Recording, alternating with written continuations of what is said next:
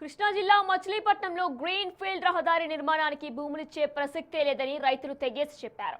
MP Vallabhaneni బాలశౌరిని కలిసి తమ గోడును వెళ్లబోసుకున్నారు. జాతీయ రహదారి విస్తరణ కోసం ఇప్పటికే ఒకసారి భూములిచ్చామని, ఇప్పుడు మళ్లీ గ్రీన్ ఫీల్డ్ రహదారి పేరుతో తమ జీవనాధారమైన భూములు లాక్కోవద్దని మచిలీపట్నం రైతులు ఎంపీ వల్లభనేని బాలశౌరికి మొరపెట్టుకున్నారు. ఈ మేరకు ఎంపీని కలిసిన రైతులు తమ సమస్యలపై వినతి పత్రం సమర్పించారు.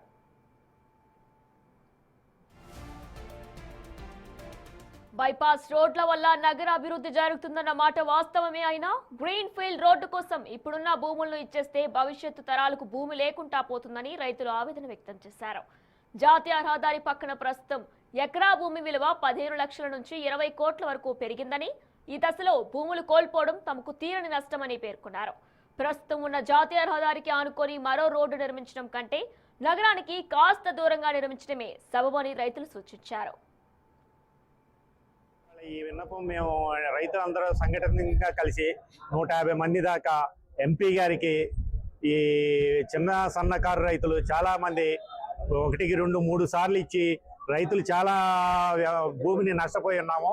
దీన్ని ఇటు కాకుండా హుసేనిపాలెం కానించి పెడన వైపుగా కప్పలదొడ్డి, తొమ్మలపాలెం, తలటూరు వైపుగా ఇస్తే ఇంకా రోడ్డు కూడా ఎక్స్టెన్షన్, అక్కడ రైతులకు కూడా భూమి వాల్యూ పెరుగుద్ది.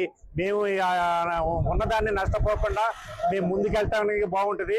విజయవాడ 216-65 కలిపే రోడ్లో పెడన నుంచి అక్కడ నుంచి మా పోర్టుకి హైదరాబాద్ కనెక్టివిటీ అని చెప్తా ఉన్నారు. ఇక్కడ ఆల్రెడీ 3 సార్లు తీసేసుకున్నారు. తీసుకున్న తర్వాత కూడా 20 సెంట్లు 30 సెంట్లు ఉన్నారు, పబ్లిక్ ఉన్నారు. వీళ్ళు ఏంటంటే చాలా నిరుపేదలు. ఇంకోటి ఏంటంటే పన్నశాల నుంచి హర్ష కాలేజ్ దగ్గరికి పెట్టేసరికి 2 కిలోమీటర్ డిస్టెన్స్ తగ్గుతుంది. దీనివల్ల వెళ్ళడం రావడం 1 కిలోమీటర్ మైలేజ్ 1 లీటర్ మైలేజ్ పెరుగుతుంది. వీళ్ళు ఇలా తీసుకోవడం వల్ల చిన్న రైతులు 100 మంది రైతులు రోడ్డు మీద పడుతున్నారు. ఇది తప్ప వాళ్ళకి ఇంకా ఎటువంటి ఆస్తులు లేవు. ఇక్కడ హ్యాండిక్యాప్డ్ పర్సన్ ఉన్నారు, సైకలాజికల్ పర్సన్స్ ఉన్నారు, చాలా నిరుపేద కుటుంబాలు ఉన్నాయి.